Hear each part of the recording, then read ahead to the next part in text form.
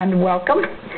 We were visiting earlier with Cadet Todd Helt Jr., and so we'll get a chance to visit with you in just a little bit here. But I wanted to ask Peter to remind us that, how do all these students come to you, and how many do they come at a session? Sure. We can bring in up to about 150 kids each cycle, and we start just like the semester system. We have a program in the spring and in the fall. And the kids come to us really, actually our number one recruitment source is past graduates, which I think really says a lot.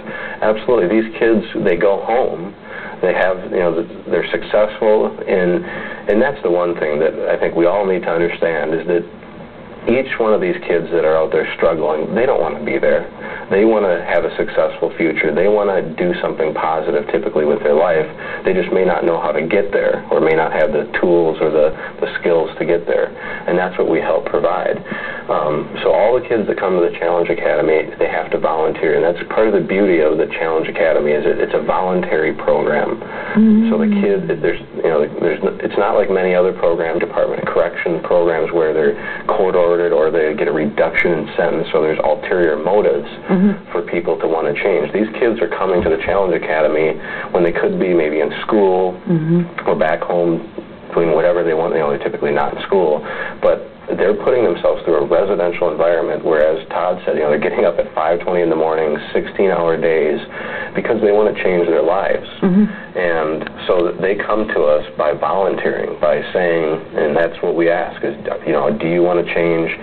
Do you want to come into this program? And if they don't want to come into the program, their parents can't force them in.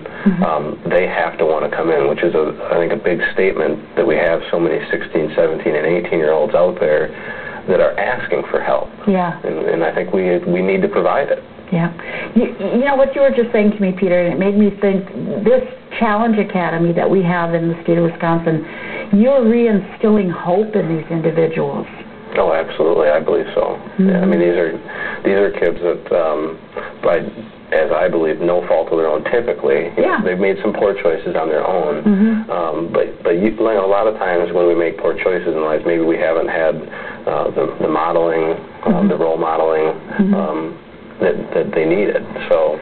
And even after they've graduated, you have this mentor that stays with them or contacts them, and that's another fascinating segment of the Challenge Academy programs, or the sessions that each of these youth go through. Now we need to I'm just itching to talk to Antonio here, because I want to find out how you found out about the Challenge Academy. I found out about it. I had a flyer, and my mom told me about it now. And you read it? Yes, ma'am. And I thought I needed to change my life, because what I was doing wasn't too good now. And have you had a chance to visit with your mother then since?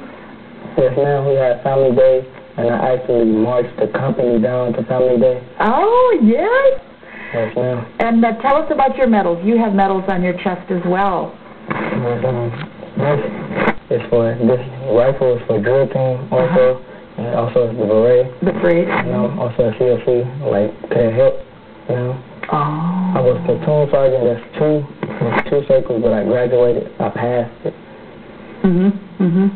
So are you finding that you had some talents and skills that you didn't have a chance to use before? Yes, ma'am. Like being more respectful to others. And you found that you received that respect as well? Yes, ma'am. It's kind of nice to discover things about yourself, isn't it? Yes, ma'am. And it sounds like they're learning all of these things as part of the Challenge Academy. You're having, now when he graduates, when these young men graduate, as well all of them, will they receive their high school equivalency diploma?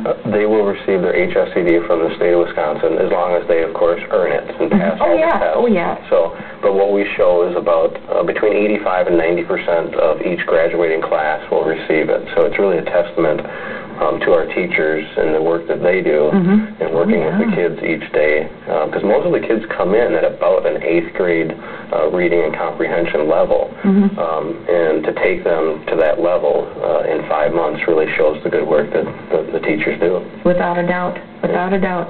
I bet you can't wait to to graduation day, huh? Yes, ma'am. The Challenge Academy is also very fun now. Is it? Yes, ma'am. We can do a lot of fun things like rappelling on 55-foot towers now.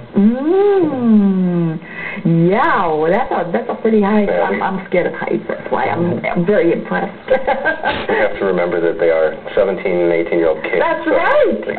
And that's something that we have to teach them, is that there is other fun out there besides alcohol and drugs and pleasuring yourself with those things. There is fun, that natural fun, I guess. So. What other fun things do you do?